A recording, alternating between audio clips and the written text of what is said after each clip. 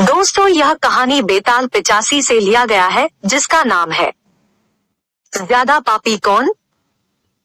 भगवती नाम की एक नगरी थी। उसमें राजा रूपसेन राज करता था।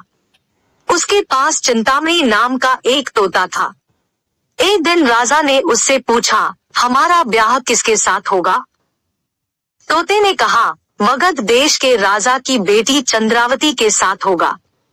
राजा ने ज्योतिषी को बुलाकर पूछा तो उसने भी यही कहा। उधर मगध देश की राजकन्या के पास एक मैना थी। उसका नाम था मदन मंजरी। एक दिन राजकन्या ने उससे पूछा कि मेरा विवाह किसके साथ होगा, तो उसने कह दिया कि भोगवती नगर के राजा रूपसेन के साथ।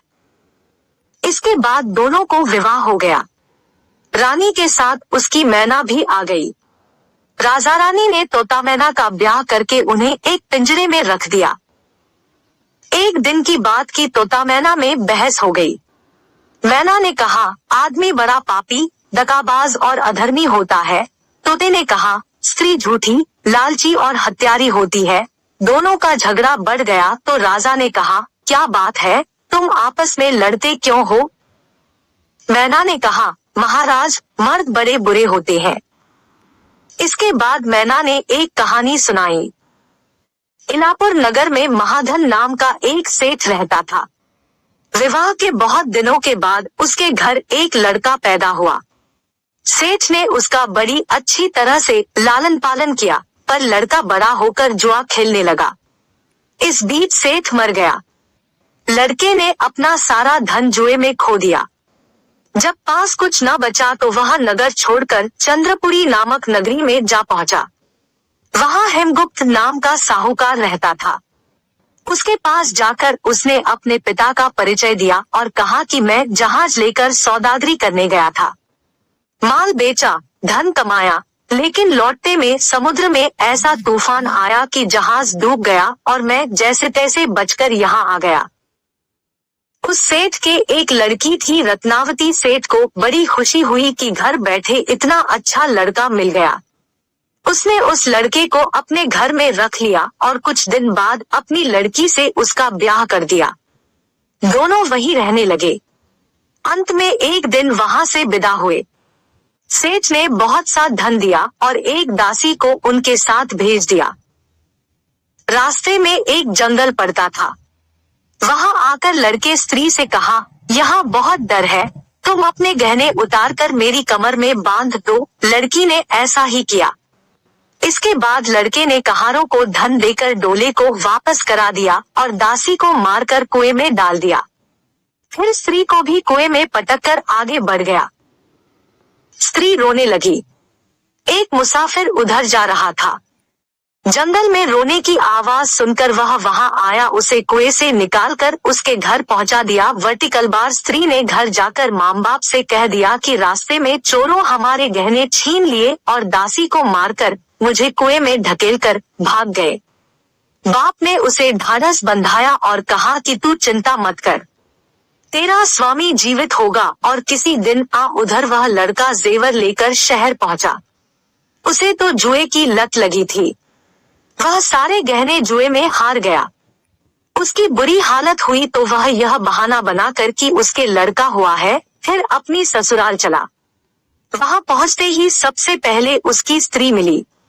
वह बड़ी खुश हुई। उसने पति से कहा, आप कोई चिंता न करें, मैंने यहाँ आकर दूसरी ही बात कही है, जो कहा था वह उसने बता दिया। सेठ अपने जमाई से मिलकर बड़े प्रसन्न हुए और उन्होंने उसे बड़ी अच्छी तरह से घर में रखा। कुछ दिन बाद एक रोज जब वह लड़की गहने पहने सो रही थी, उसने चुपचाप छुरी से उसे मार डाला और उसके गहने लेकर चंपत हो गया। मैना बोली, महाराज, यह सब मैंने अपनी आंखों से देखा। ऐसा पापी होता है आदमी। राजा ने तोते से कहा, अब तुम बताओ कि स्त्री क्यों बुरी होती है। इस पर तोते ने यह कहानी सुनाई। कंचनपुर में सागर दत्त नाम का एक सेठ रहता था। उसके श्रीदत्त नाम का एक लड़का था। वहां से कुछ दूर पर एक और नगर था, श्रीविजयपुर। उसमें सोमदत्त नाम का सेठ रहता था। उसकी एक लड़की थी, वह श्रीदत्त को ब्याही थी। ब्याह के बाद श्रीदत्त व्यापार करने परदेश चला गया। 12 बरस हो गए और वह न आया तो जयश्री व्याकुल होने लगी। एक दिन वह अपनी अटारी पर खड़ी थी कि एक आदमी उसे दिखाई दिया। उसे देखते ही वह उस पर मोहित हो गई। उसने उसे अपनी सखी के घर बुलवा लिया। रात होते ही वह उस सखी के घर चली जाती और रात भर वहां रहकर दिन निकलने से पहले ही लौट आती। इस तरह बहुत दिन बीत गए। इस बीच एक दिन उसका पति परदेश से लौट आया। स्त्री बड़ी दुखी हुई, अब वह क्या करे। पति हारात का था। जल्दी ही उसकी आंख लग गई और स्त्री उठकर अपने दोस्त के पास चल दी। रास्ते में एक चोर खड़ा था। वह देखने लगा कि स्त्री कहाँ जाती है। धीरे धीरे वह सहेली के मकान पर पहुंची।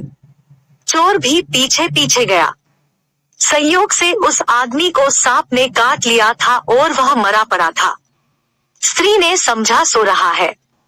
वहीं आंगन में पीपल का एक पेड़ था जिस पर एक पिशाच बैठा यह लीला देख रहा था। उसने उस आदमी के शरीर में प्रवेश करके उस स्त्री की नाक काट ली और फिर उस आदमी की देह से निकलकर पेड़ पर जा बैठा।